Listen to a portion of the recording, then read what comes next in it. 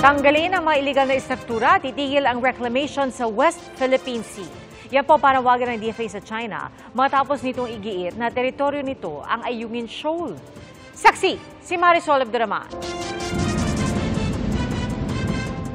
Nagpalipad ng drone ng US Marines sa surveillance hanggang sa may na-detect umano itong pumasok sa teritoryo at nang ma-verify na isa itong kalaban, pumasok ang mga tropa ng Philippine Marines.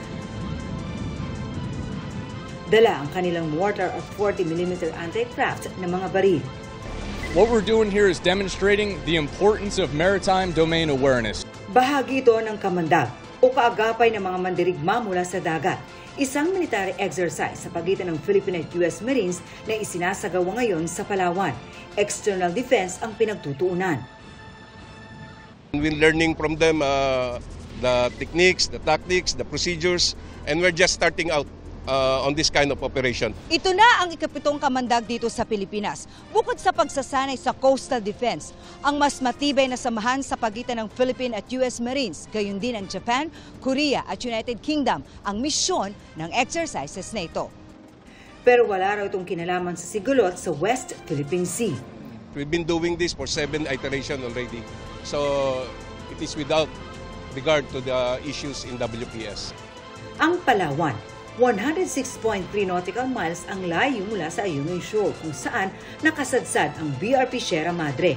Sa pulong ni Defense Secretary Gilbert Chodoro Jr. at US Defense Secretary Lloyd Austin III sa Indonesia, kinundinan ng dalawang kalihim ang pinakabagong insidente ng pangaharas ng Chinese vessels sa resupply mission sa Ayungin. Giit ng China, bahagi ito ng kanilang teritoryo at maglabag daw sa kanilang soberanya ang pagpasok doon ng mga barko ng Pilipinas at pagkakasadsa ng BRP Sierra Madre. Pero ayon sa ating Department of Foreign Affairs, hindi sila magbibigay ng prior notice kapag magsasagawa ng resupply mission sa Ayungin Shoal. Hindi raw isla ang Ayungin, kundi low tide elevation na hindi pwedeng maging bahagi ng sovereignty claims.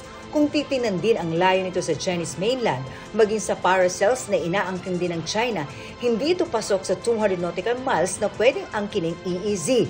Malinaw din daw sa 2016 arbitral ruling, pasok sa EEZ ng Pilipinas ang Ayungin. Lehitimong aktibidad ng Pilipinas sa EEZ ang resupply mission sa BRP Sierra Madre, na isinadsad bilang tugon sa iligal na pag-okupa ng China sa Panganiban Reef noong 1995. Ang sinabi raw noon ng China sa fisherman's shelter lang sa Panganiban Reef, may artificial island na. Militarized na rin ang iba pang bahura sa West Philippine Sea. We call on China to remove all these illegal structures, cease reclamations in South China Sea, and be accountable for the damages caused by these illegal activities. Para sa GMA Integrated News, Marisol Abduraman, ang inyong saksi. Mga kapuso, sama-sama tayong maging saksi. Mag-subscribe sa GMA Integrated News sa YouTube. Para sa mga kapuso abroad, samahan niyo kami sa GMA Pinoy TV at sa www.gmanews.tv.